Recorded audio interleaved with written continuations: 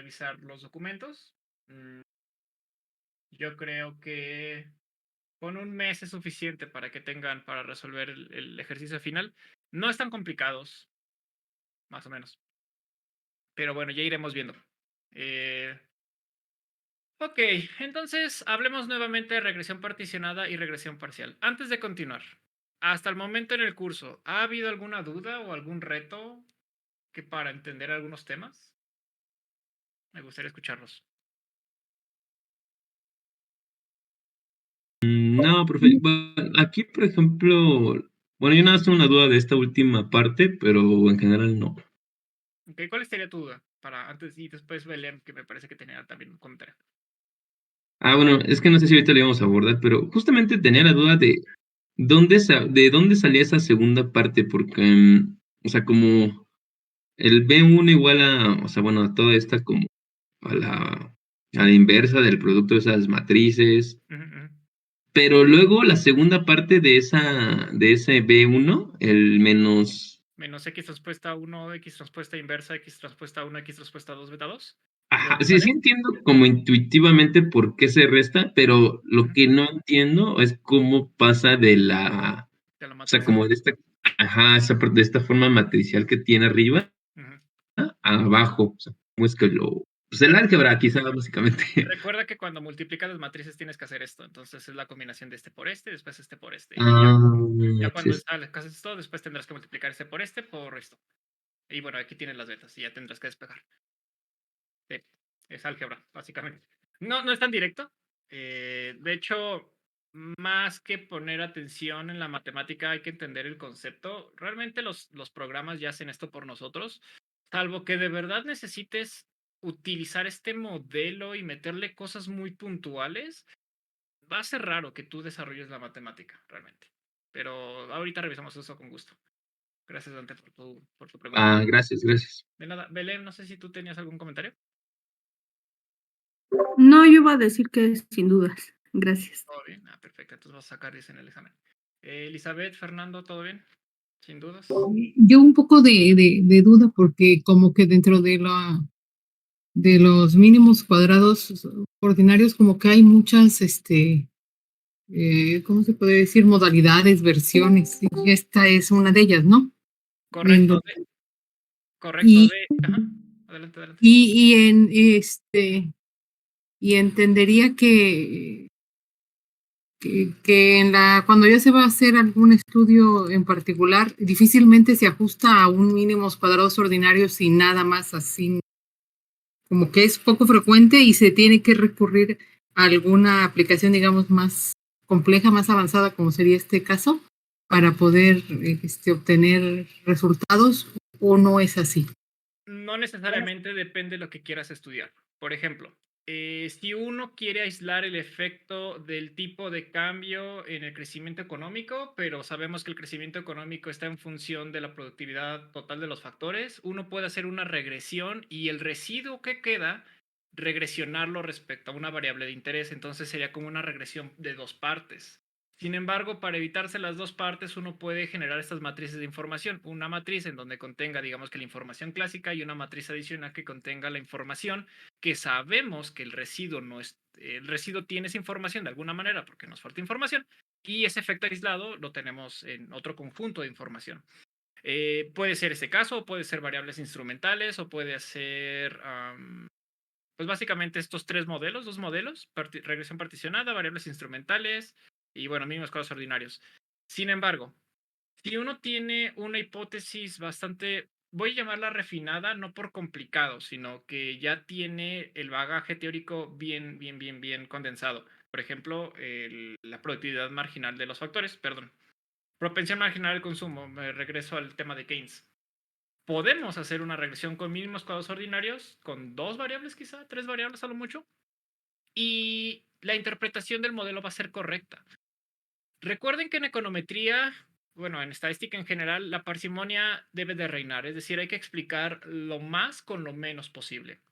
No necesariamente por tener el modelo más complejo va a ser mejor. De hecho, cuando uno tiene un modelo más complejo, tiene más cosas que estar estudiando y a veces se complica. Depende del tipo de modelo y depende la hipótesis, es lo que se tiene que ocupar. Pero para responder a tu pregunta puntualmente, mínimos cuadrados ordinarios, ¿se descarta por completo? La respuesta es no. Depende de cómo construyes tu hipótesis. Si puedes intentar explicar con un modelo muy pequeño, significa que tienes un muy buen desarrollo teórico. Si así no cuadra el modelo, bueno, puede ser que las variables no estén explicando lo que realmente tú estás pensando, puede ser que te falte información o, bueno, simplemente la forma funcional no es la correcta. Por forma funcional me refiero a que quizá te faltó logaritmos, quizá te faltó meterles inversas, quizá te faltó transformar las variables de alguna manera. Pero si logras transformarlas para que las combinaciones sean lineales, pues bueno, ya lo puedes meter a mínimos cuadrados ordinarios y no deberías tener ningún problema. Así que no desestimen la metodología de MCO. De hecho, pues bueno, es el fundamento para todo lo demás. Si pueden ocuparlo, de hecho, el examen va a ser MCO, pues qué mejor. Y la diferencia entre, bueno, lo vamos a ver yo creo que hoy, ¿no? Entre regresión particionada y regresión parcial. La regresión particionada hace referencia cuando tu conjunto de información está en diferentes, iba a llamarle subset, diferentes conjuntos. Por ejemplo, insisto, X1 puede ser capital trabajo y X2 puede ser tasa de interés, ¿no? Entonces, es la parte particionada y la regresión parcial es que tú regresiones tu Y en función de un conjunto de variables y que además ese mismo Y en función de otro conjunto de variables. Es decir, lo hiciste por separado o la puedes hacer integrado, pero a partir de dos conjuntos de información. Se supone que si uno tiene completa ortogonalidad, no importa si lo haces por separado o junto, el resultado tiene que ser el mismo. En la realidad no pasa eso, ¿no? Pero bueno. Gracias. De nada. Para los que apenas se están integrando, gracias por conectarse. Estamos viendo si existen algunas dudas hasta el momento antes de continuar con regresión particionada y regresión parcial. ¿Alguien tiene algún comentario adicional de los que se acaban de unir? ¿Dudas o algo así? Profe, bueno, yo tengo una duda. Dime. O sea, si no se cumple la ortogonalidad, entonces, digamos, o sea, se cae este tipo de, digamos, que estructura que estamos haciendo, ¿no? Pero entonces, eso implica que también el modelo como o sea, pues igual se cae el modelo, o sea, no, digamos, teóricamente Se puede no hace continuar. sentido. No, sí hace sentido. El problema de la ortogonalidad y bueno, en general de la multicolinealidad, que es uno de los problemas que tienen mínimos cuadrados ordinarios, es que si una variable logra explicar la misma parte de la varianza que otra y a su vez explican entre ellas, no puede separar el efecto marginal. Entonces, los intervalos de confianza crecen mucho, tu R cuadrada va a crecer increíblemente porque estás duplicando la explicación. Quizá algunos de tus coeficientes incluso se hagan cero, cambien incluso de signo, se hagan muy sensibles ante omisión o agregación de información. No significa que si tienen ortogonalidad ya no sirva. Para solventar esos problemas puedes tener transformación de variables, por ejemplo, meter primeras diferencias. Puedes transformar en logaritmos, eso puede quitar un poquito el tema de, bueno, si transformas todo en logaritmos, pues se van a conservar algunas relaciones. Puedes ocupar variables instrumentales para que la varianza que se explica conjunto con otra variable no se explique en el primer momento, sino que a partir de una variable instrumental puedas quitar el efecto marginal. No, si tú tienes si tú tienes un efecto de multicolinealidad no tan fuerte, todavía puedes salvar el modelo con variables dicotómicas. Lo importante es que estadísticamente tengas la confianza para separar los efectos marginales. Ya si de plano no se puede, entonces ya tendrías que recurrir a otras técnicas. Por ejemplo, puedes rezagar los valores, es decir, que el valor de tu variable endógena, es decir, la variable y, está en función de su y en el pasado, ¿no? Hay que tener cuidado con este tipo de modelos. También están los modelos ARIMA y esas cosas, pero ortogonalidad, multicolonialidad no significa la muerte del modelo. Y, por ejemplo, la ortogonalidad es entre de los regresores hacia digamos, el regresando o la variable Entre ellos. dependiente. Es Ah, entre entre los ellos. mismos regresores. Correcto.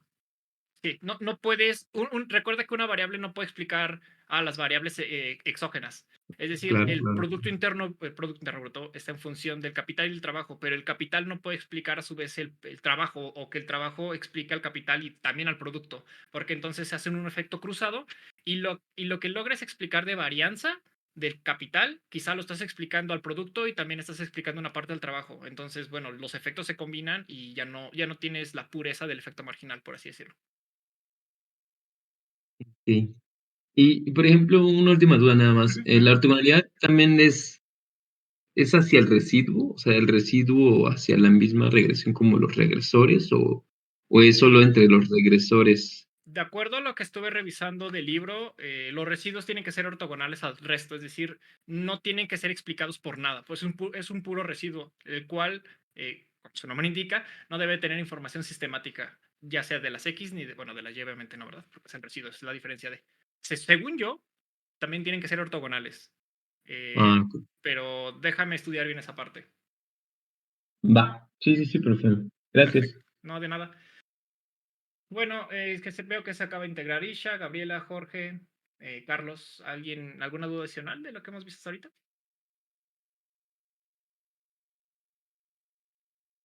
Sí, ¿no? Todo bien. ¿Todo bien? Todo bien, profe, sí. Ok, bueno, bueno. Bueno, pues gracias por contestar. Entonces, déjame ver si conviene rehacer todo. Vámonos rápido, porque si no, no nos va a dar tiempo. Bueno, me preguntaba Dante que cómo llegábamos a beta 1 a partir de estas ecuaciones. Recuerden que el producto de matrices, de todas formas voy a darle una checada bien a los apuntes, porque esa pregunta me agarra en curva, pero bueno, sería el producto de esto por. Es que aquí está mal, porque se supone que la beta va primero, igual a Y, así que lo voy a reescribir para que no haya confusión. Bueno, no es que está mal, es que me saltó un paso. Tenemos, recuerden, X1, vamos a tener aquí dos cosas, X1 y X2 van a pertenecer al conjunto de variables explicativas o las variables exógenas. Y vamos, estas dos, a su vez, van a explicar a nuestra Y. ¿Sí? F de Y, ¿no? F de X. Si me equivoqué, hay una disculpa. Por algún motivo, quizá nosotros queremos estudiar el efecto de Y, pero el conjunto de información va a estar dividido. Simplemente lo decidimos separar. El conjunto de información, vamos a llamarlo clásico, porque queremos explicar el Producto Interno Bruto en función del capital y el trabajo, pero a su vez bueno, los residuos quizá no son lo mejor o estamos encontrando algunos problemas para hacer que cuadre el modelo. Y alguien nos dice, oye, mete energía, materias primas y el modelo Clems, ¿no? Bueno, EMS me faltaría. Entonces, quizá podamos meter esta información en un segundo conjunto de información, pero quizá por algún motivo no quiero yo regresionar, no regresar. Yo quisiera regresionar todo al mismo tiempo. Simplemente no me interesa. O bueno, quiero probar algunas propiedades de este conjunto de información. Entonces yo puedo mantener por separado mi conjunto 1 y mi conjunto 2. Recuerden que ambos son variables exógenas que a su vez van a explicar a mi Y. Se supone que si en X1, la información que está en X1 como trabajo y capital no son capaces de explicarse entre ellas. Lo que sucede en el capital no tiene por qué afectar al trabajo ni viceversa. Y quizá lo que sucede aquí en energía, materias primas y lo que signifique ese, pues bueno, tampoco se explican entre ellas. Sí, y además, esos dos conjuntos de información no pueden explicarse tampoco entre ellas. Es decir, la varianza que explica el capital no puede explicar el trabajo, ni a su vez, a pesar que está en otro conjunto de información, tampoco puede explicar la varianza de E, M o S cuando estamos hablando de la varianza de Y. Recuerden, mínimos cuadrados ordinarios no es más que explicar varianzas.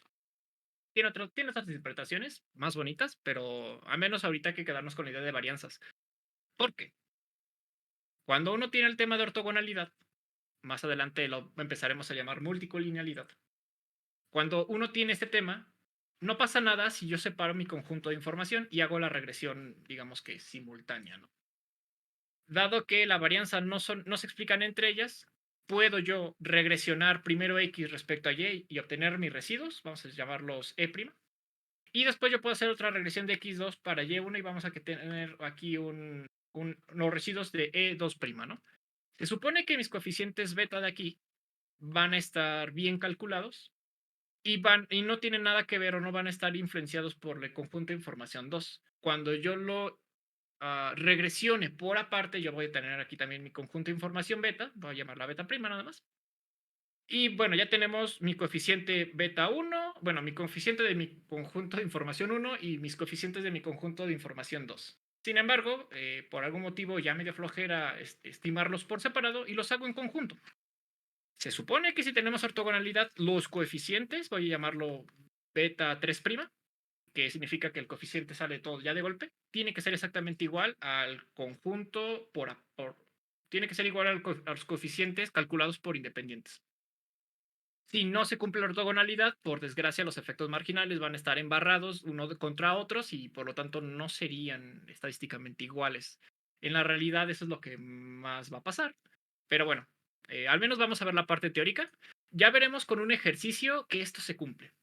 De hecho, parte del examen final es demostrar esto, pero ya lo iremos viendo, con calma. Uno se deja intimidar quizá por la matemática, pero de verdad no es tan difícil. Nada más es cuestión de tenerle paciencia.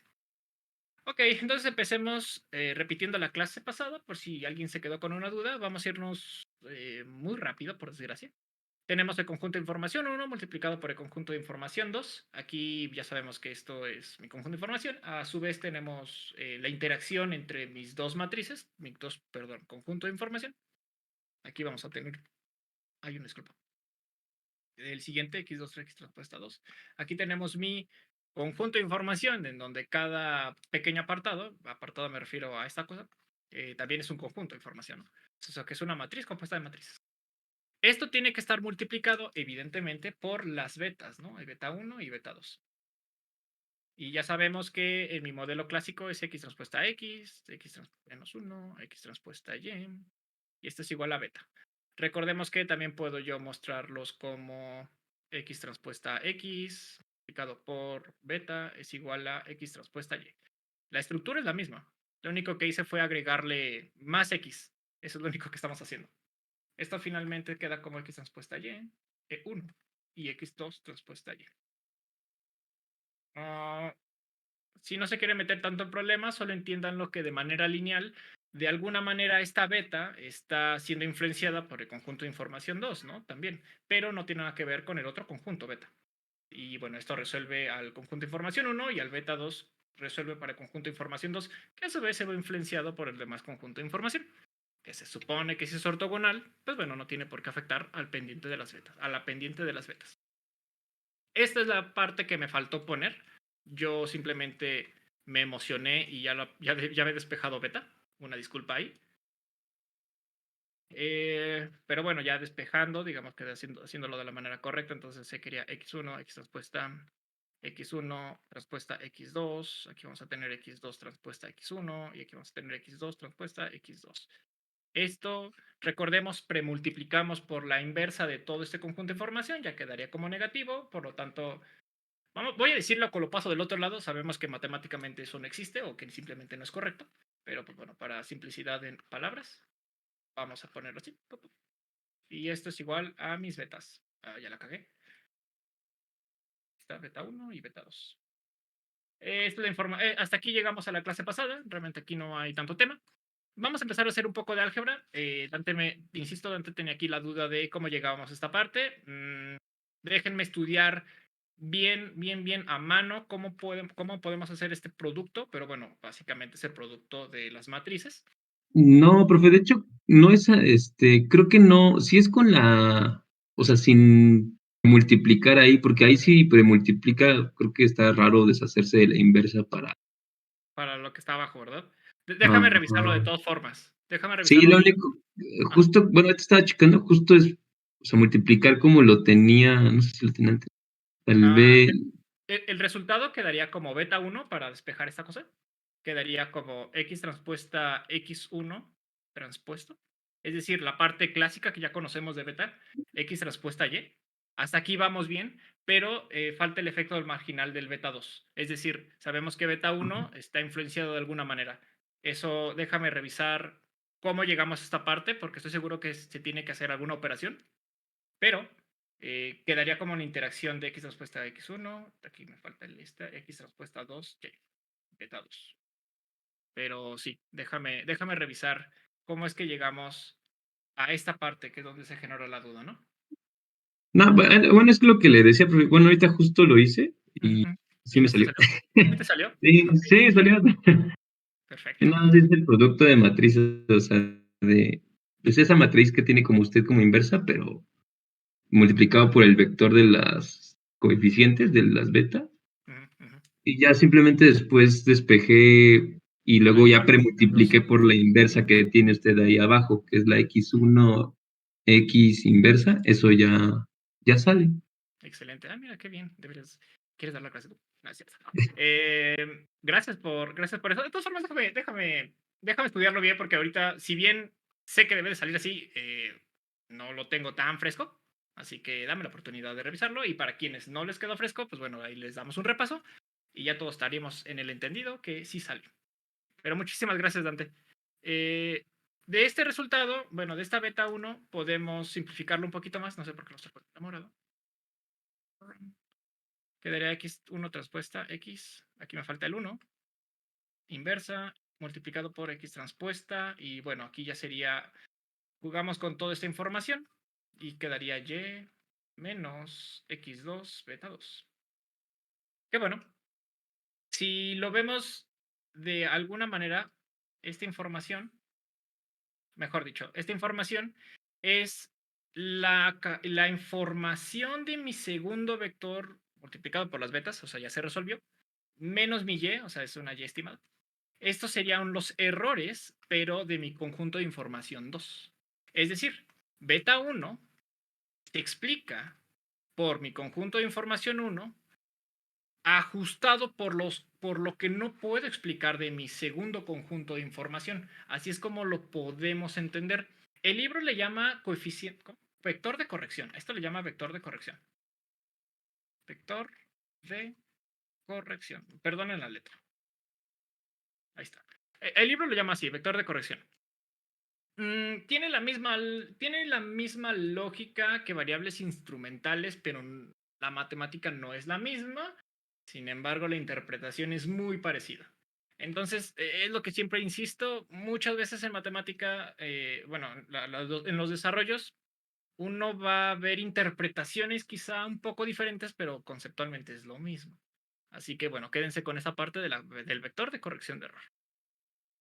Si asumimos que x1 y x1, x2 son ortogonales, no sé por qué lo estoy poniendo en amarillo, son ortogonales, ay, perdonen la letra. Entonces podemos hacer la regresión por separado, justamente lo que les comentaba.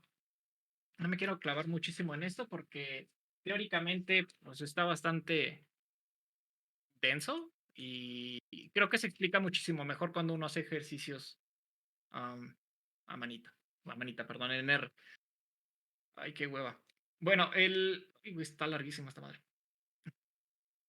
Si ustedes revisan el libro van a encontrar el siguiente conjunto de información porque van a decir que x2 transpuesta y va a ser igual a x2 transpuesta multiplicado por x1 y esto se tiene que multiplicar por x1 transpuesta x1 inversa, matriz de varianzas y covarianzas, después multiplicado por x1 transpuesta xy menos el conjunto de información del conjunto 2 que sería x2 transpuesta x1 multiplicado por x1 transpuesta inversa.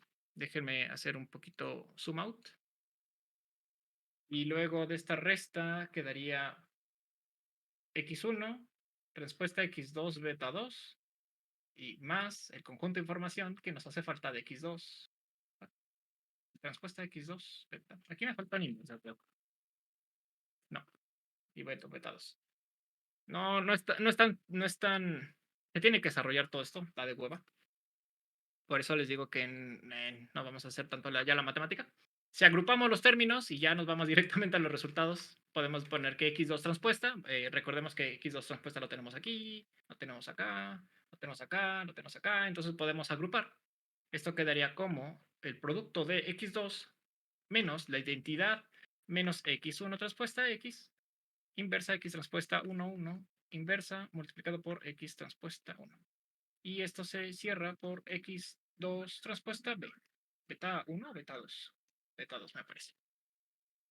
Ok, sin meternos tanto en la parte de factorización y esas cosas. se dan cuenta que esto se parece muchísimo a la M, simplemente es medias diferencias respecto a sus medias, varianza otra vez. Y bueno, sería básicamente X transpuesta X. Aquí me faltaría sacar la inversa, pero bueno, es la parte de las varianzas. La varianza de B multiplicado por la variación del conjunto de información 1. Y bueno, ya esto a su vez es multiplicado por beta 2.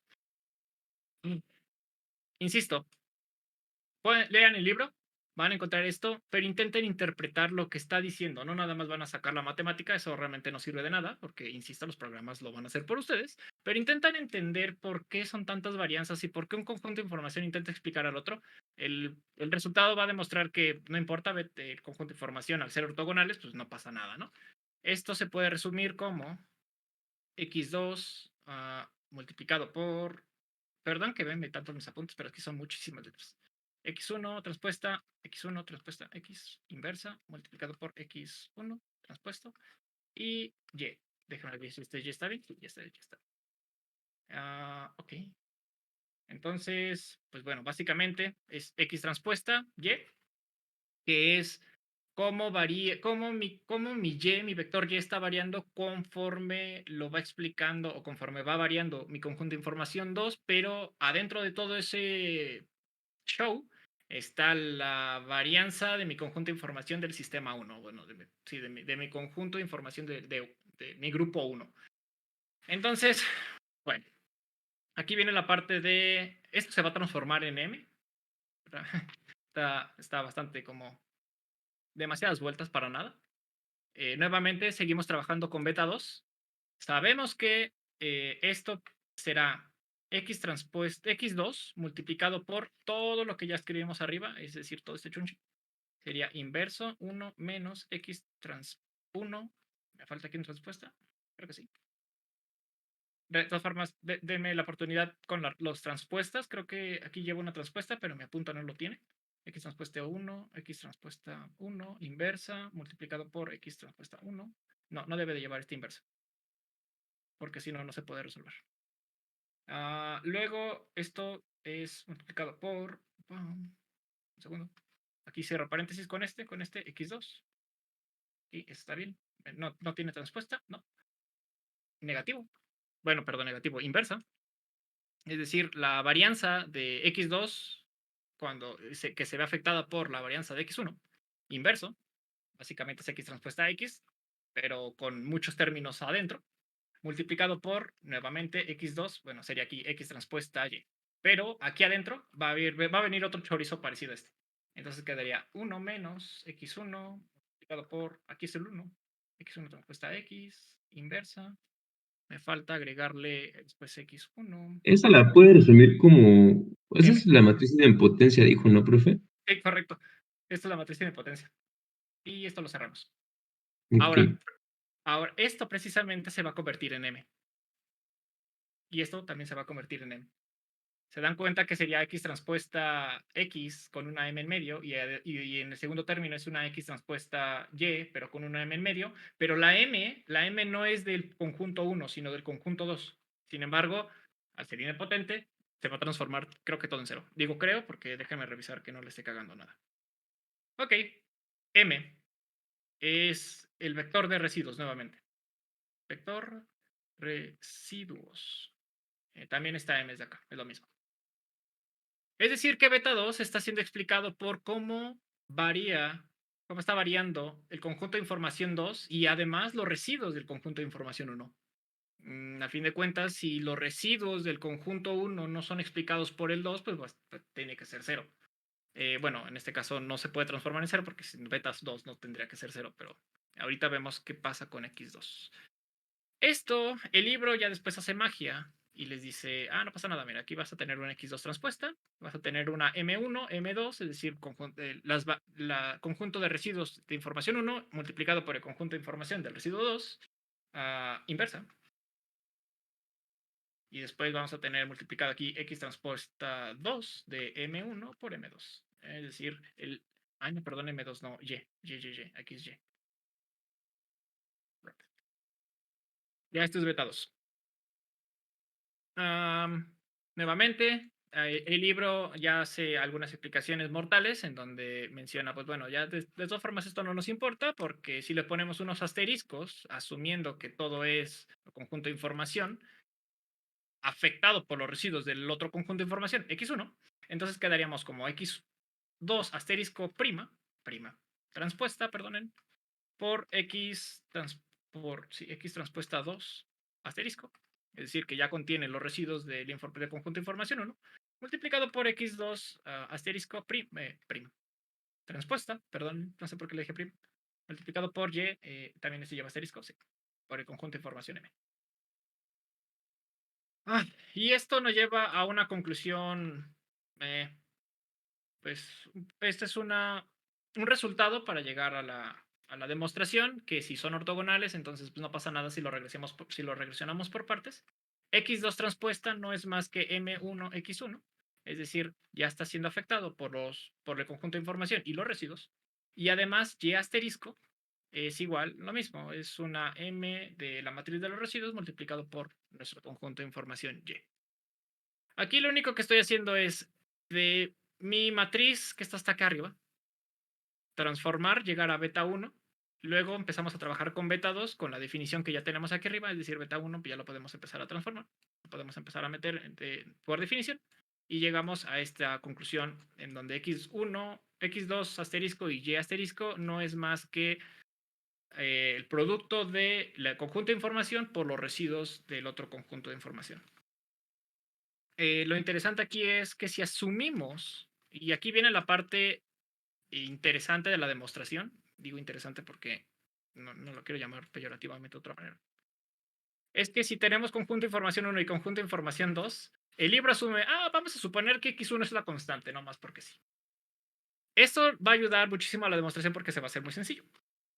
Entonces, si asumimos que x1 es un vector constante, es decir, antes les había dicho que era capital trabajo y el otro era otro conjunto de información, imagínense que x2 tiene todo el conjunto de información, sin incluir la constante, y el x1 solo contiene la constante. Por algún motivo decidimos sacarla. Como es ortogonal al resto, pues no tiene por qué verse afectado de nada.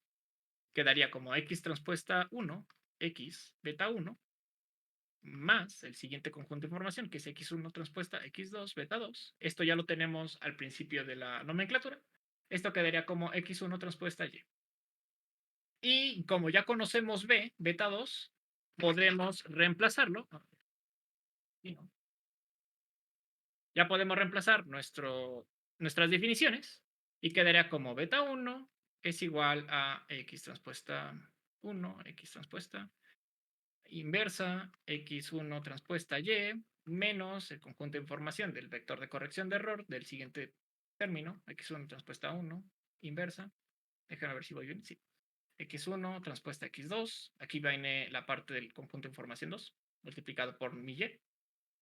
Sí, no, perdón, beta 2. Que recuerden que esto no es más que y menos x2 beta 2, que a su vez es el término de corrección de error. Pero bueno, el libro lo vuelve a expresar de esta manera, así que yo también lo voy a repetir para que nadie se confunda. Quedaría como x transpuesta x1, aquí me falta transpuesta, inverso, y luego hay que repetir lo mismo. Por algún motivo, repetí la ecuación de arriba, una disculpa. Pero bueno, quedaría x2 beta 2.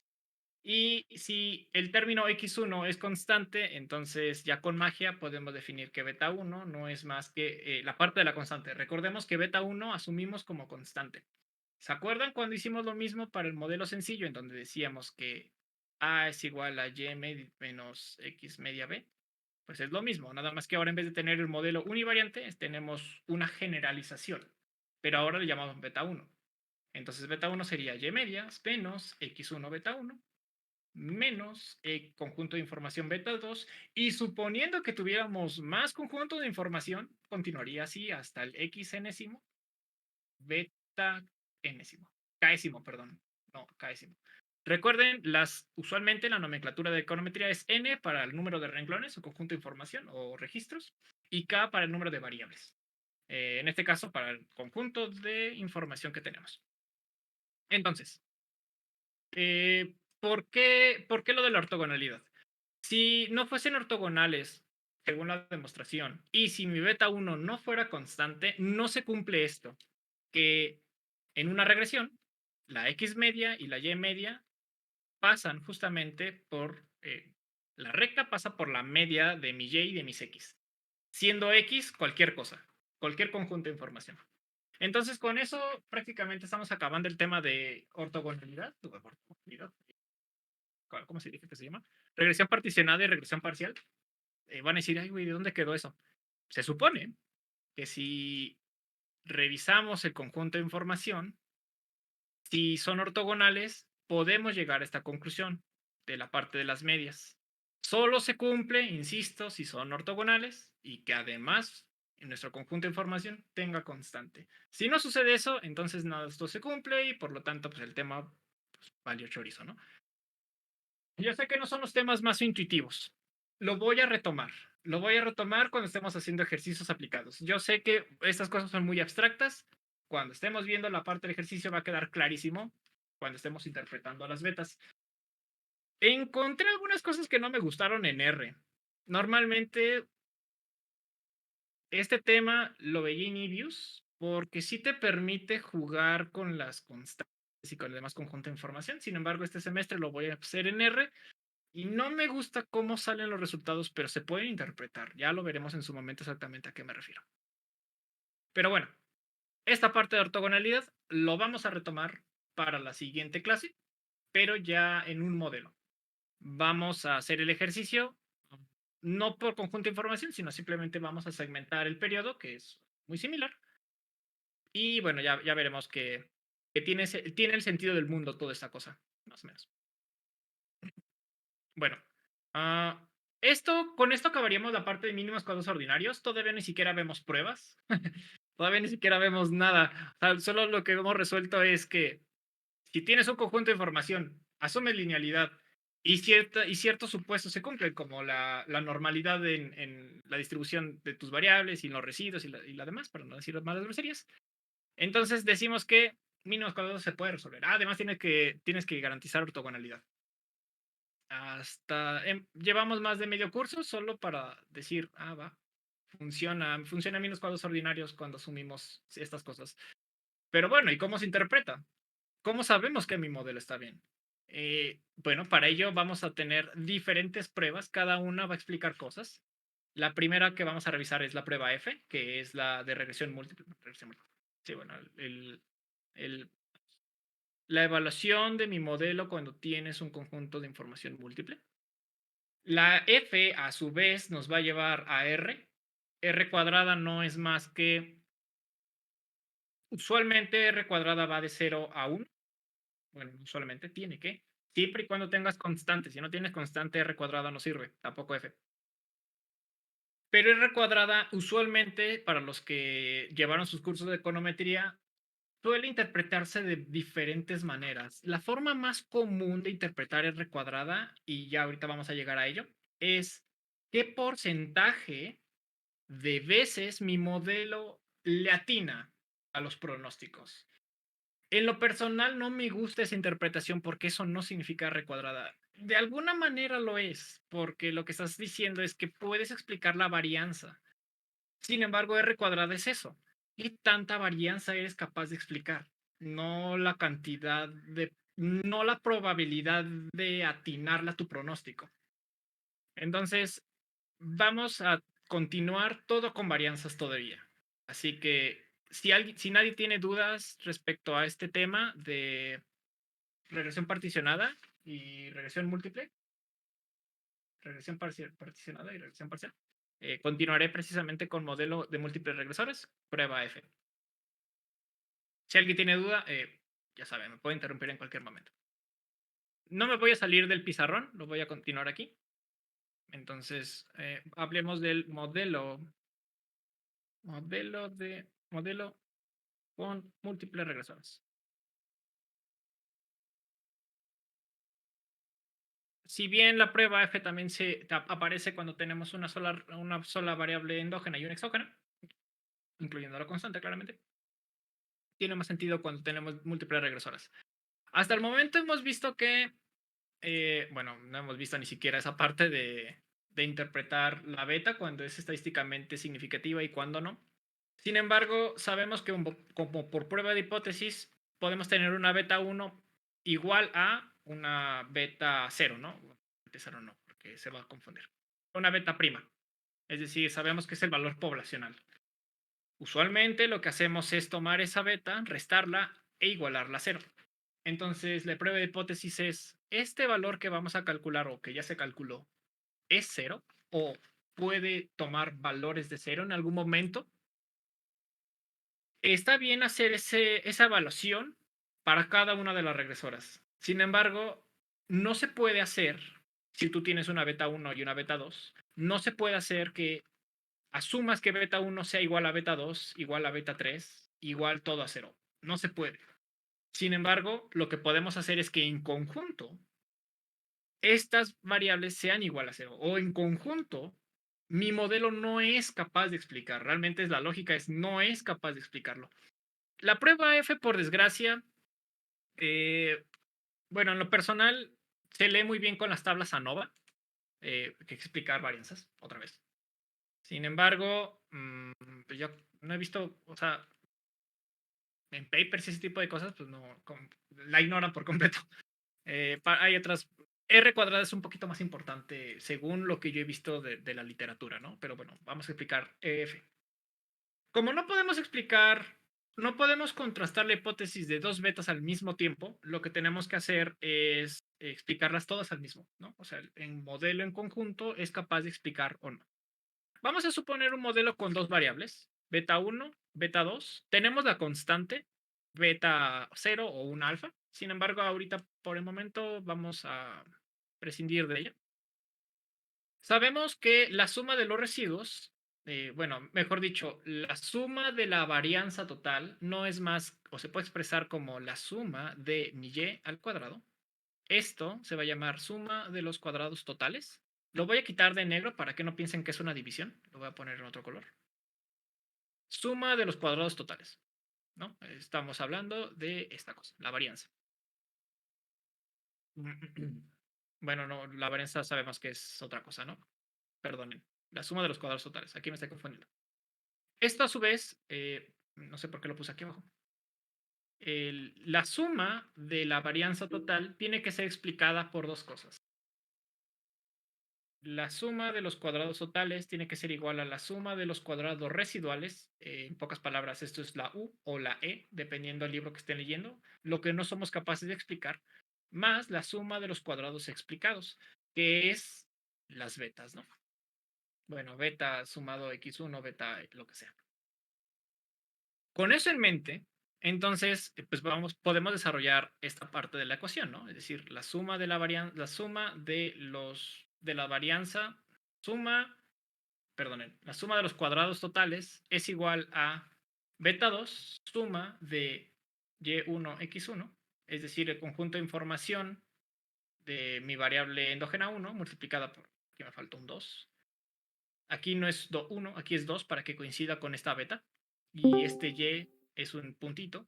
Aquí también me faltan los puntillos ahí, ¿no? Una disculpa. Esto es la varianza o la capacidad de explicar mi variable x2 respecto a y cuando tenemos mi coeficiente beta 2. Sabemos que ese es el que resuelve el modelo. Esto es la suma de los cuadrados explicados de mi variable 2, ¿vale? Más tenemos beta 3. Recuerden que beta 1 lo suprimimos porque es la constante para este ejemplo. La suma de, aquí me equivoqué, es y otra vez. Y multiplicado por xi3. Y nuevamente esto es la suma de los cuadrados explicados para mi conjunto de información x3, que en su conjunto todo esto no es más que la suma de los cuadrados explicados. Es decir, la capacidad que yo tengo para explicar la varianza y por ende faltarían los residuos. Voy a borrar esta parte de las sumas. Digo, esto nada más era para ejemplificar. Ya quedaría, por lo tanto, más la suma de los residuos al cuadrado. Y nuevamente esto sería la parte de la suma de los cuadrados residuales. Así es como se compone mi ecuación. Todos varianzas. Bueno, suma de los cuadrados. Suma de los cuadrados explicados, suma de los cuadrados residuales es igual a la suma de los cuadrados totales. Aquí no hay gran tema. La prueba F, vamos a hacerlo solo con estos dos, después vamos a generalizarlo. La prueba F quedaría como la siguiente. F es igual a conjunto, para explicar en conjunto el modelo. Si se dan cuenta, todo parte de las varianzas, no de otras cosas, no de las betas mismas. Bueno, claramente, si tus betas en conjunto no son capaces de explicar las varianzas, tu modelo no sirve. Si F no pasa la prueba, vaya a tu modelo. Simplemente no va a jalar absolutamente nada. Por eso mismo, todos se concentran en pruebas un poco más puntuales, como la R. Pero bueno, aquí quedaría como, esto va a ser una gran división. Todo este término que está aquí, bueno, lo voy a escribir como chiquito. X beta 2 suma x1, x2. Voy a empezar con Y para tener. No voy a poner los. Bueno, sí voy a poner los subíndices. 2 más beta 3, la suma de Y1, x1, 3. Sabemos que esto es la parte de arriba de la suma de los cuadrados simplificados, dividido entre 2, porque son solo dos regresoras. Esto eventualmente se convertirá en n. Entre la suma de los residuos. Entre, bueno, n-3, que es la parte de los grados de libertad. Recordemos que son dos constantes, perdón, dos variables, dos betas más la constante, por eso es el -3. Otra forma de revisar esta ecuación, que por algún motivo me quedó toda gacha. Vamos a intentar bajar esto. Ahí está, ya quedó más, ya queda más. Esto es igual a la suma de los cuadrados explicados entre los grados de libertad entre la suma de los cuadrados residuales entre grados de libertad i, que es decir, el conjunto de mis regresoras, sin contar la constante, entre la suma de los cuadrados residuales entre los grados de libertad, bueno, ya de todo el sistema. Aquí la vamos a llamar J. Si se dan cuenta, la prueba F no es más que una razón de qué tanto somos capaces de explicar respecto a lo que no somos capaces de explicar. Si se acuerdan de sus temas de probabilidad, existía algo que se llamaba el momios, que no es más que la razón de las probabilidades, ¿no? Lo que pase de X, dado que no pase X. Creo que así lo puedo poner, no X, pero bueno, ustedes entienden. Se parece muchísimo. Nuestro modelo, ¿qué tantas unidades de varianza somos capaces de explicar respecto a la cantidad de unidades de varianza que no somos capaces de explicar? Si no somos capaces de explicar la mayor parte de la varianza, nuevamente nuestras betas no están cumpliendo su objetivo. Puede ser que todas las betas en conjunto valgan 0, ¿no? Eso es la prueba eso es la razón, o esa es la lógica detrás de la prueba F. Para hacerlo un poco más general, quedaría entonces de la siguiente manera. F es igual a suma de los cuadrados explicados entre k-1 entre la suma de los cuadrados residuales entre n-k. Vamos a hacer un poco de álgebra. Vamos a tomar estas cosas y las vamos a sacar, ¿vale? Las vamos a omitir por el momento. Entonces nos va a llegar al siguiente resultado. Bueno, mejor dicho, vamos a reordenar esta división. Quedaría como n-k dividido entre k-1. Simplemente es la cantidad de información disponible de mis renglones dividido entre mis grados de libertad, -1. Todo esto multiplicado por la suma de los cuadrados explicados entre la suma de los cuadrados residuales. ¿Estoy haciendo bien? Un segundo. Sí. Aquí vamos bien. Ahora, sabemos que la suma de los cuadrados residuales se puede interpretar de otra manera. Ya tenemos la resta aquí arriba. Suma de los cuadrados totales es igual a la suma de los cuadrados explicados más residuales. Por lo tanto, yo tengo aquí abajo los residuales, podemos despejar. Suma de cuadrados totales menos suma de cuadrados explicados. Entonces vamos a ocupar esta definición y lo vamos a transformar nuevamente. n-k entre k-1 multiplicado por suma de los cuadrados explicados entre la suma de los cuadrados totales menos la suma de los cuadrados explicados. Esto es lo mismo que está aquí, ¿no? Nada más, lo único que hice fue jugar con las definiciones. Esto es importante porque podemos hacer un poquito de magia. Ya me voy a saltar el álgebra, realmente no hay tanto tema. La parte del n-k y eso, pues bueno, se queda igualito. Pero la siguiente es la suma de los cuadrados explicados entre la suma de los cuadrados totales. Estoy dividiendo todo entre suma de los cuadrados totales, suma de los cuadrados totales, suma de los cuadrados totales. Claramente no se ve afectado esta parte. Es como si yo tuviera un suma de los cuadrados totales entre suma de los cuadrados totales. ¿Se acuerdan que pueden hacer eso en matemáticas, verdad? O sea, si tienen A más B y todo lo divide entre C menos C entre C, pues esto es un 1 mágico. Y yo puedo poner A multiplicado por C entre C más B multiplicado entre C. Estos son los unos mágicos que cuando uno no se da cuenta, de repente dice, ah, cabrón, ¿de dónde salió esta madre? Entonces, bueno, lo único que estoy haciendo es agregarle suma de los cuadrados totales. Esta parte ya la voy a tachar, simplemente fue como ejemplo. Entre, y nuevamente, suma de los cuadrados totales entre suma de los cuadrados totales es 1, menos la suma de los cuadrados explicados entre la suma de los cuadrados totales. Cuadrados totales. ¿Y a qué nos va a llevar esto? Creo que déjeme revisar si no me salté algo. Porque esto que estamos viendo, esto es R. Pero se supone que tuvimos que haber visto antes R, ¿no? Pero bueno, ya llegaremos a R. Ahorita solo estamos viendo F. La suma de los cuadrados explicados entre la suma de los cuadrados totales es otra forma de decir R cuadrada. Entonces, si nosotros ocupamos esa definición, n-k entre a-1, dividido entre R cuadrada entre 1 menos R. No me gusta que ocupen la palabra R, no me gusta que R cuadrada se ocupe para las probabilidades. Porque, según entiendo yo, no son probabilidades, simplemente es la cantidad de varianza que se puede explicar. Pero si tomamos como licencia que R cuadrada es asociado a la probabilidad que mi siguiente pronóstico, dado el modelo, sea correcto, pues tenemos un momio, ¿no?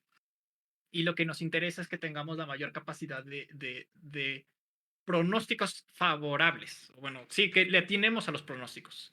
Y bueno, esta cosa nada más deflacta, o sea, ni nos va a interesar. Digamos que es una constante más. Si se dan cuenta, prueba F y la R van muy de la mano. Por eso insisto que yo en lo personal he visto que se ocupa menos la F que la R, pero no por eso deja de ser importante. Matemáticamente todos están unidos. Si lo vemos o reordenamos estos términos, nos quedaría como R cuadrada entre K menos 1, es decir, la capacidad que tenemos de explicar la varianza dividido entre mis grados de libertad, entre 1 menos R dividido entre N menos K. Bueno, N menos K realmente son los grados de libertad. Y aquí lo interesante es que, ¿qué pasa cuando aumentamos la muestra? ¿Qué es lo que podemos hacer en todo caso con mínimos cuadrados ordinarios? R cuadrada, si se dan cuenta, y aquí viene de las implicaciones entre R cuadrada y R cuadrada ajustada. Si nosotros vemos R cuadrada y aumentamos betas, es decir, aumentamos el número de variables exógenas, vamos a suponer que mi producto está en función de mi trabajo, de mi capital, de mi trabajo y de la cantidad de gripa que tenga la gente. Sabemos que esto quizá explique el 90% de mi modelo. Estoy poniendo números, ¿no? Y vamos a suponer que la cantidad de gripa por algún motivo explica 1%. Entonces, mi R cuadrada pasó de 90 a 91. Y por algún momento se me ocurre que otra variable así toda mensa explica otro 2%, así mágicamente. Entonces, si nosotros empezamos a agregar variables, la R cuadrada tiende a subir. Siempre. Pero la R cuadrada ajustada no. Porque, si se dan cuenta, aquí viene el menos k. Si ustedes aumentan la k y resulta que esa variable no logra explicar, el coeficiente total disminuye. Entonces, es más importante leer la R cuadrada ajustada que la R cuadrada simple. La R cuadrada simple, por sus características, que solo está interpretando la cantidad de varianza explicada, entre más regresoras le pongas, más va a explicar. Aunque quizá sus betas sean 0, pero de alguna manera es capaz de explicar algo. Por lo tanto, va a subir tu R cuadrada. Tengan cuidado, no metan regresoras a lo menso. porque su R cuadrada va a subir, su R cuadrada va a disminuir, y si disminuye, entonces algo están haciendo mal. Bueno, independientemente de que la prueba F pues, va a estar toda feliz por allá y seguramente va a empezar a explicar cosas que no estén explicándose. Entonces, bueno, hasta el momento lo único que hemos visto es que existe una relación muy, muy íntima entre F y R cuadrada. Y todo se explica, o mejor dicho, todo recae en la explicación de las varianzas. Perdón que sea tan enfático en esa parte. Hablemos de la tabla nova. La tabla nova nada más para cerrar el tema. Tabla nova. La tabla nova nos va a decir de dónde es la fuente, es decir, de dónde estamos explicando las cosas, los grados de libertad. Vamos a tener debido a la regresión, es decir, somos capaces de explicar ciertas varianzas a partir de, en este caso sería mi coeficiente beta, punto de información, mi vector de coeficientes, perdón, multiplicado por mi conjunto de información por y, que no es más que cómo se explican entre ellas, ¿no? Es básicamente eso. Y bueno, el grado de libertad es K-1. Luego vamos a tener los residuos. Los residuos, como su nombre lo indica, no es más que E transpuesta a E, o de otra manera, la suma de los cuadrados, ¿no? Pero bueno, matricialmente, esta es la forma de explicarlo de una manera un poco más, bueno, estamos acostumbrados, por medio de suma sería esta, ¿no? Y los grados de libertad sería N menos K. Y finalmente tenemos la suma de los cuadrados totales, básicamente es la suma, y ya tenemos y transpuesta y menos n y media x2. Y bueno, el grado de libertad es n menos 1. Formalizando, o mejor dicho, generalizando la prueba F, quedaría como la suma de mis betas is, hay una disculpa, se está viendo terrible. Ahora sí. La suma de mi beta i siendo sin incluir la constante, evidentemente. Aquí es la doble suma de multiplicado por x y y. Cerramos. Esto es lo que ya vimos arriba, donde teníamos beta 1, bueno, beta 2 más bla, bla, bla, más beta 3, bla, bla, bla.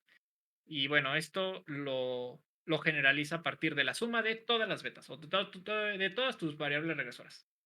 Todo dividido entre K-1, que son los grados de libertad que ellos tienen. Y abajo, pues bueno, la suma de los residuos al cuadrado, entre n-K. Esto sería la prueba F generalizada. Si se dan cuenta, no es muy complicado que digamos. Interpretarla tampoco es muy complicado. No sé por qué hay tanto show con el tema de la tabla nova. Pero en esencia es qué tanta varianza somos capaces de explicar dependiendo el componente que estamos viendo. Los regresores, los residuos y el total. Luego viene la demostración.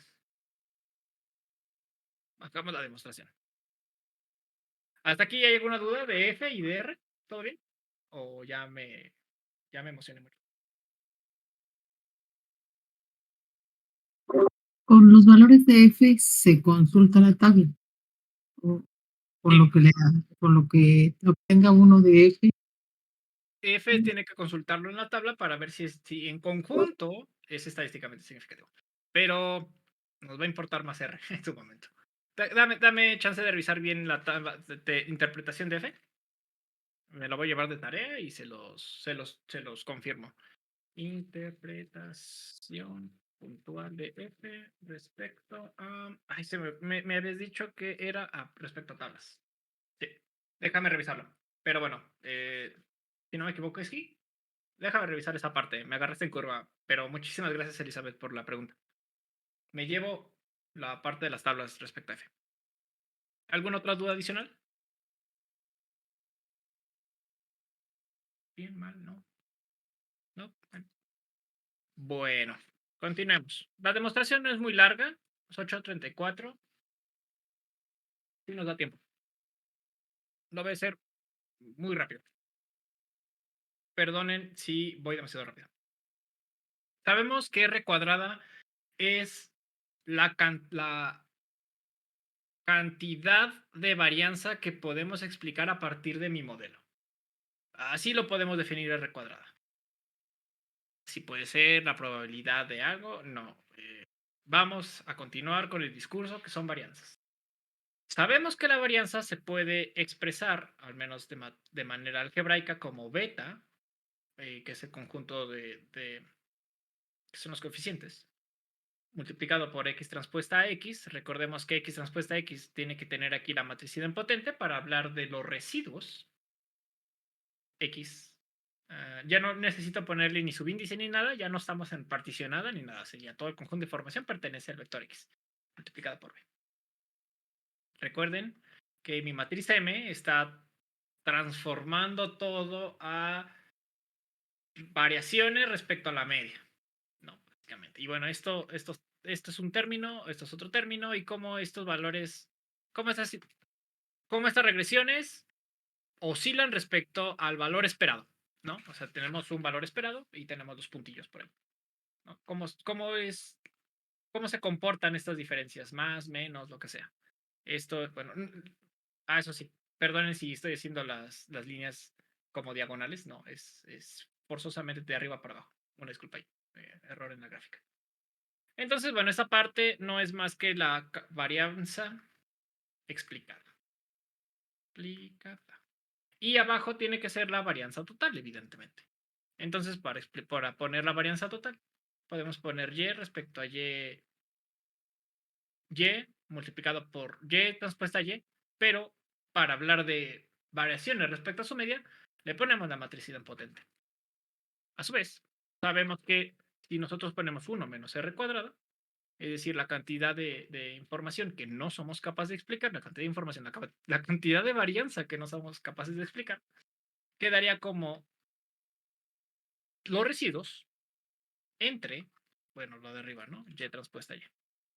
Bueno, con una m de por medio porque estamos hablando de variaciones respecto a su media. Sabemos que en mi prueba F tenemos el n menos k entre k menos 1, pero bueno, esta parte la vamos a omitir, ¿vale? Para el momento. Sabemos entonces que tenemos r cuadrada entre 1 menos r. Recuerden, esta parte se parece muchísimo a la f, nada más me faltaría esta cosa, pero no la estamos agregando, ¿vale? Eso a su vez, pues es esta cosa que ya tenemos aquí arriba. No, denme un segundo. Aquí cambia un poquito. R cuadrada, tenemos lo mismo, beta, x transpuesta, mi matriz que genera todas oscilaciones respecto a la media, pero estos son los residuos, ¿no? Aquí me faltó el R cuadrada. Aquí R cuadrada. Y como son los residuos, puedo poner E transpuesta a E. Ahí está, listo, ya acabo. Ok, aquí vamos bien. Aquí lo único que estamos haciendo es reinterpretando cosas. Vamos a asumir lo siguiente. Vamos a suponer que mi Y es igual a una beta 1, no sabemos cuál es, multiplicado por una I. Recuerden que la I no es más que un conjunto, es un vector unitario. Y si se darán cuenta, pues esto es mi coeficiente, este es mi constante, ¿no? Más XJ, es decir, el resto de información que explica. Y es igual a mi capital y mi trabajo. Y una constante. Vamos a llamarla E beta 0. No sé. Yo lo que voy a hacer es que esta E de mi constante la voy a poner acá. Pero mi otro conjunto de información, que es K y L, lo voy a separar. Nomás porque quiero. Esto obviamente no se puede entender si no habíamos visto el tema de ortogonalidad, de regresión particionada. Es por eso que ese tema era como relativamente importante. Si ustedes lo omiten, no pasa nada. De todas formas se puede mostrar. Pero es más fácil entender el por qué. Entonces, mi Y está en función de una constante más un conjunto de información. En este caso vamos a llamarla beta 2. Más un residuo.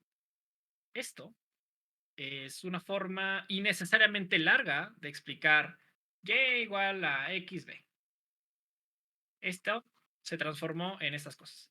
En particular, porque me interesa separar el coeficiente, el vector constante, perdón, el coeficiente, el vector constante. Ok, entonces, sabemos que este es el resto de variables, esto realmente no me va a afectar, y el otro es el interesante.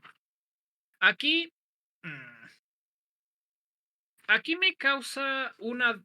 Eso es una duda que tengo genuina y la verdad es que no la terminé de entender. Pero bueno, asumamos que tenemos una matriz de información, una matriz diagonal, una matriz identidad. Sin embargo, la dimensión de mi matriz tiene que ser de rango k menos 1, porque le estamos quitando la constante, ¿cierto? Eso es importante. Ya no estamos trabajando con constante, estamos trabajando con todas las demás variables, menos la constante. Es por eso que le restamos el 1. Entonces vamos a tener 1, 0, 0, va, va, va, 0, 0, ta, ta, y vamos a tener 1, ¿no? De manera generalizada. Entonces, aquí vamos a tener esta cosa que tiene dimensión k-1 y va a tener de columnas k-1. Para que el modelo tenga sentido, el libro dice, ok, pero antes de esta i vamos a agregarle ceros. Un nuevo renglón que esté al inicio, pero con puros ceros. No termino de entender en lo personal el por qué, pero mi intuición es porque no estamos considerando la constante y de alguna manera lo estamos supliendo. Si nosotros no agregamos este coeficiente de ceros, no se puede resolver el modelo porque la matriz, le diríamos, no es convertible, simplemente no tiene las dimensiones correctas, ¿no? Entonces, la nueva dimensión de la matriz sería de k, pero en columna sería de k-1. Entonces, esto es importante, esta matriz, vamos a tenerla en cuenta. La voy a seguir llamando i de identidad, a pesar que ya no es la identidad porque le agregamos esta cosa. Pero nada más para tenerlo ahí en mente, ¿no? Sabemos que si tenemos my, que es la parte de la m0, la matriz potente, se puede expresar como m0 de beta multiplicado por i, que bueno, pregunta, ¿cuál es la varianza de una constante? 0, ¿no? Esto se va a convertir en 0, no pasa nada. Más el siguiente término, que ahora sí corresponde a esta parte, la siguiente, el resto del conjunto de información, que quedaría como m0 de xj beta 2, es decir, vaya, el resto del conjunto de información, más m0e. No hemos hecho más que agregarle la m para que todo tenga sentido de diferencia respecto a su media. Es lo único que estamos hablando. Diferencia respecto a su media. Promedios, otra vez. Varianzas, diferencias. Con esto, vamos a asumir lo siguiente. Vamos a asumir, para simplificar el modelo, que z es igual a esto que está aquí arriba. M0, MXJ, beta 2. Más E. Me faltó todo esto. Perdón. Se me había olvidado que todo eso es z. Con eso en mente, ahora sí reinterpretemos R cuadrada. R cuadrada es igual a beta 2 multiplicado por z transpuesta z beta 2. Y todo esto entre y m0 y. Aquí transpuesto. Si se dan cuenta, z no incluye la constante. Es importante. Y bueno, aquí desde un principio no la habíamos considerado. Ah, no, aquí sí la estamos considerando. Pero bueno, a partir de ahora ya no la vamos a considerar porque definimos que z es igual a todo menos la constante, ¿no? Ok. Entonces, si no tenemos la constante en R cuadrada, vamos a tener problemas. Incluso puede llegar a tener valores negativos. Pero bueno, no importa. Eso ahorita no nos importa. Hasta el momento, sabemos que beta es igual a x transpuesta a x inversa, x transpuesta a y. Se van a vomitar de una y otra vez escuchar lo mismo. Yo lo sé. Sin embargo, hay otra forma de interpretar esta beta. O mejor dicho, el libro, me parece que la parte de máxima verosimilitud lo muestra de la siguiente manera. Beta, mi beta estimada, es igual a mi beta poblacional. Existe una beta poblacional. Existe, bueno, asumimos que existe una fuerza causal y tiene un efecto particular y puntual. No sabemos cuál es, por eso estamos estimándolo con una muestra. Sin embargo, además de tener que beta estimado es igual a mi beta poblacional, le tenemos que agregar otro término. Este término es la capacidad que tenemos para no explicar las cosas. X transpuesta X inversa X transpuesta residuo. Interesante este resultado. Si nuestro modelo, si revisamos los supuestos que hemos estudiado durante el último mitad de semestre, sabemos que esto es cero, ¿no? Y si todo eso es cero, esto también tendría que ser cero. Y por lo tanto, mi beta estimada es igual a la beta poblacional. Eso es básicamente lo que nos quiere dar a entender todo esto. Pero antes de llegar a ello, vamos a suponer que no dije nada de esto que está en amarillo, simplemente lo escribimos así como viene en el libro. Y sabemos que mi beta 2, aquí me faltó un 2, es igual a mi beta poblacional más, y ahora sí, llegamos a la parte de las zetas. Es decir, en vez de tomar X, que es mi conjunto de información total, solo estoy tomando el conjunto de información que no incluye la constante. Entonces, sería X transpuesta a X, bueno, es Z transpuesta a X inversa, Z transpuesta E. Se supone que si nosotros asumimos que mi beta 2 es igual a 0, entonces beta 2, B2, para no llamarla beta, B2 es igual a Z transpuesta Z inversa, Z transpuesta E. Y si nosotros desarrollamos, dice desarrollando, esta parte creo que está incompleta, 1 menos M, que es la identidad menos la matriz ay, se me olvidó, la matriz idempotente, pero tiene otro nombre. Bueno, vamos a llamarla la matriz idempotente ya para que no quedar como mal. Quedaría como Z transpuesta Z multiplicado por Z transpuesta Z inversa Z. Me falta transpuesta. Aquí está. Por lo tanto, déjenme revisar que todo esté aquí en orden. Bueno, esto nada más es como una definición. Y vamos a tomar el valor de aquí arriba que tenemos escrito, de beta 2 es igual a beta 0 más todo este chunche. Si todo esto es cierto, entonces, y lo voy a pasar aquí con una flecha, podemos decir que Z multiplicado por Z transpuesta Z inversa menos 1 multiplicado por Z residual más E de mis residuos. Si nosotros despejamos mi residuo, quedaría como el residuo es igual a MY, sabemos que eso es por definición, y esto es igual a ME de los residuos, y por lo tanto MX es igual a 0. Nada más que déjenme revisar y a dónde nos lleva esto. ¿Seguro? Quiero revisar la parte de la demostración y por qué esto es importante para R cuadrada. Ya me perdí. Me perdí mi propio apunte. Ahí. O sea, acabé la demostración, pero sepa la madre para qué llegamos a esto. Ahí déjeme revisar, pero bueno, tenemos que explicar la parte de la R cuadrada. Ahí se me fue la parte del apunte y es que tengo un parte blanco aquí. Déjame revisar qué pasa aquí con la prueba F, con la demostración de la prueba R. Seguramente me faltó una ecuación y por eso no lo estoy entendiendo. Pero bueno, una disculpa. La matemática está bien, simplemente me falta concluir, pero literal me falta todo el apunte. No sé qué habrá pasado, y me equivoqué de hoja. Disculpa, siempre quedo mal en algo. Pero bueno. ¿Esto también es del Greenie, profe? Sí, todo esto es del Greenie. Es del capítulo de... déjame revisar qué capítulo es. Igual para si no, también echarle un ojito. Dame un segundo. Después de que ven regresiones particionadas y regresión parcial, el siguiente es la parte de modelo de regresores múltiples, antes de pasar a las pruebas de los estimadores. Para prueba F y prueba R, viene la demostración, que es precisamente esto, pero me falta el último punto para cuál demostrar algo, pero aquí, o sea, tengo toda la matemática, tengo todo el desarrollo y tengo cómo se interpretan las matrices, excepto esta matriz donde les dije que tenemos que agregar un cero. ¿Dónde está? Bueno, la matriz está rara que teníamos que agregar un cero. Tengo las interpretaciones y todo, pero no llega a nada.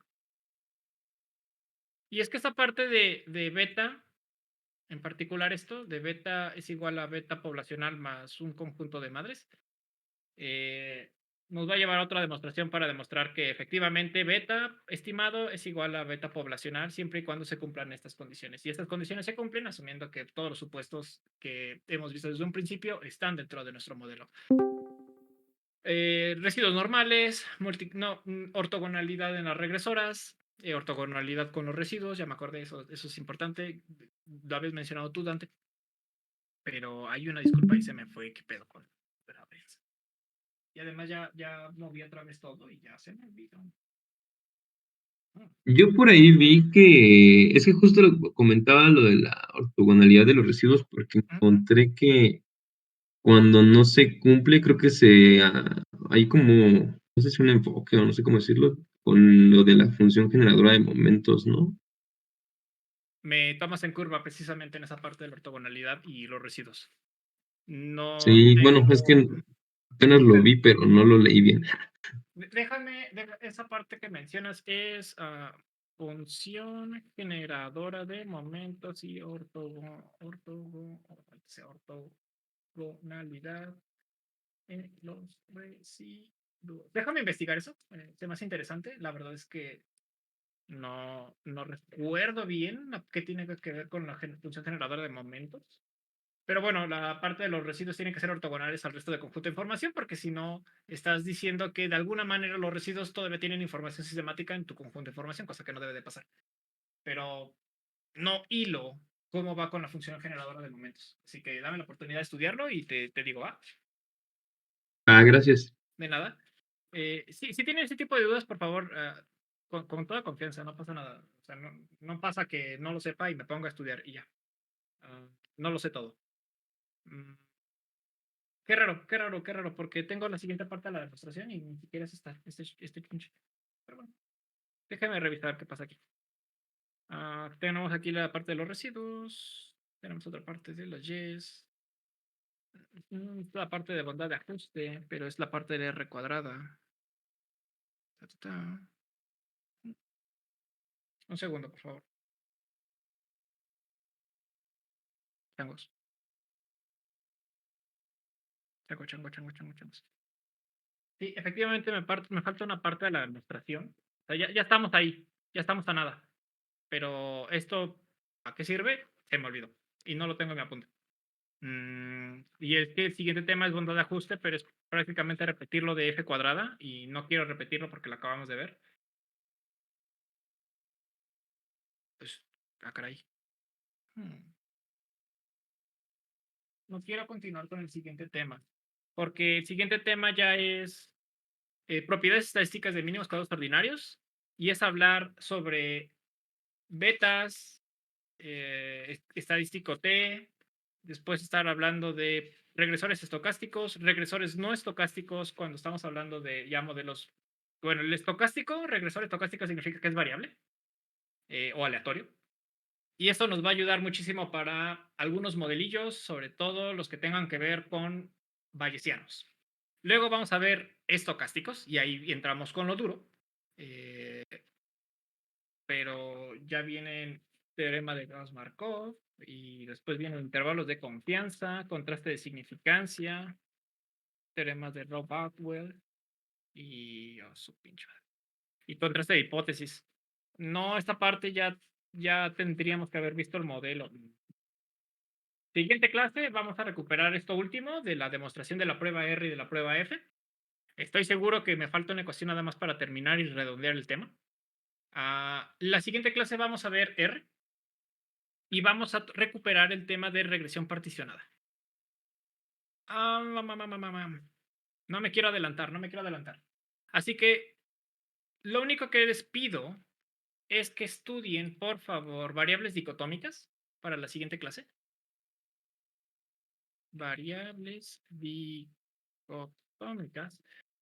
Yo sé que la primera parte del curso y prácticamente todo el semestre pasado es muy teórico, pero a partir de ahorita ya todos van a ser ejercicios porque lo que continúa de teoría sí es interesante, sin embargo ya es demasiada matemática y lo que nos interesa es la interpretación misma.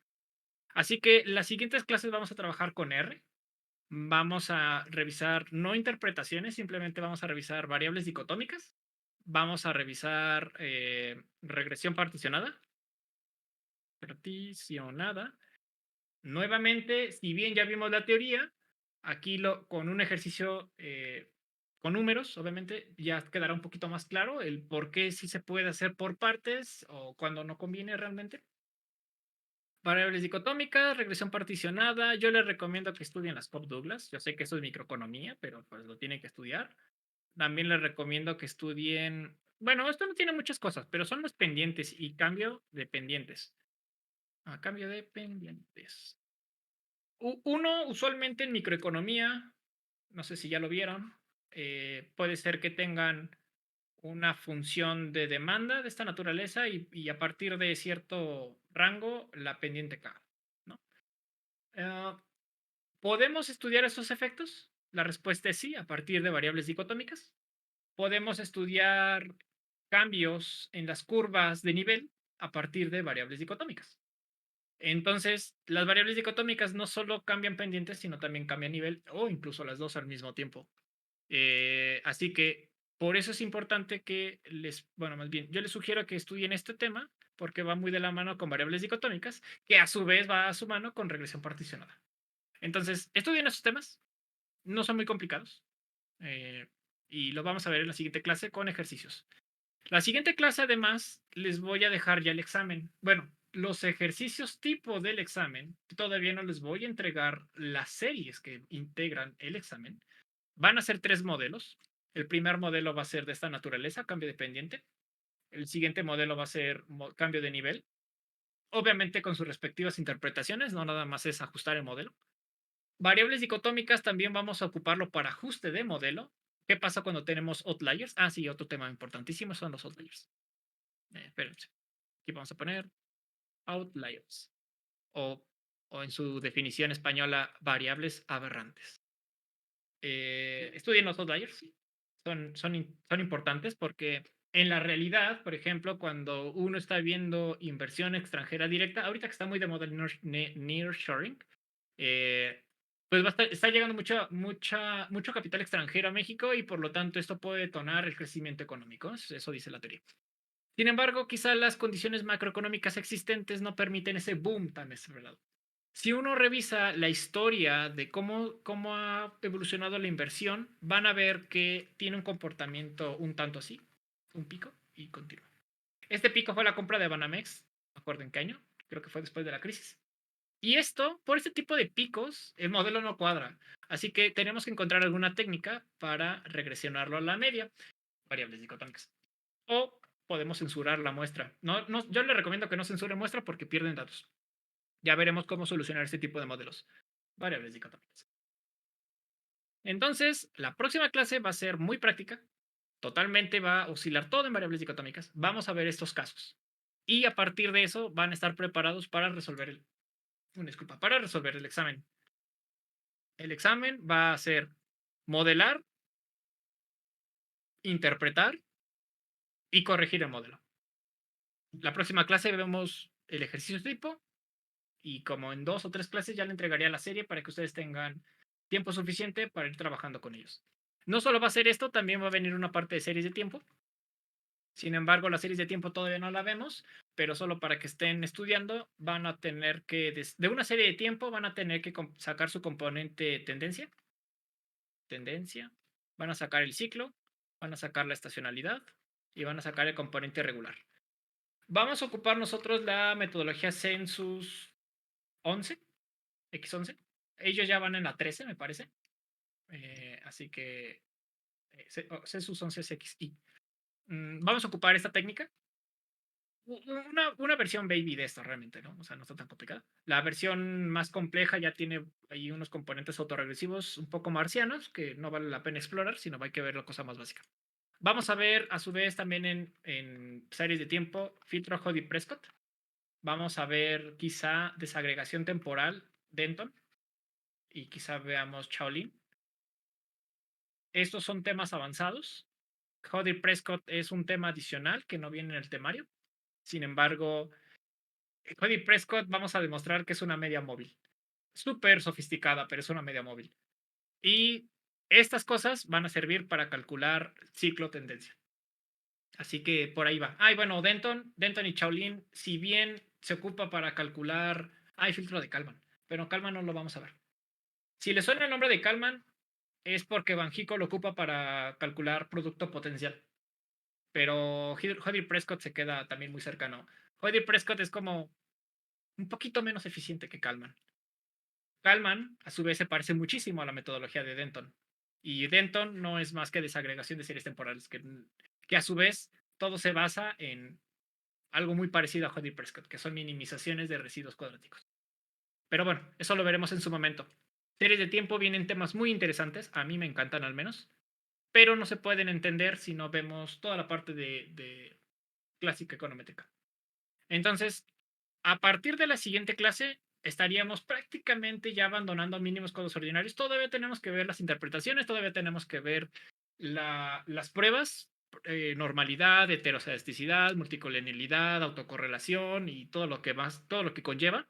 Pero eso no lo vamos a ver ya tan teórico. Ya solo se lo voy a listar, quizá veamos algunas fórmulas y vamos a ver con qué paqueterías en R se pueden estudiar. Para los que ya hayan ocupado EBIUS, que es un software para econometría particularmente, encontrarán que tienen unas pruebas muy interesantes que no se encuentran en R, o al menos yo no las he encontrado. Pero R tiene otras como normalidad, como la Shapiro-White. Esa nunca la había escuchado hasta hace unos años que empecé a trabajar en R. Y normalmente, normalidad, uno trabaja con la Harke-Vera, por ejemplo, ¿no? Que son modelos más sencillos, que son contrastes más sencillos.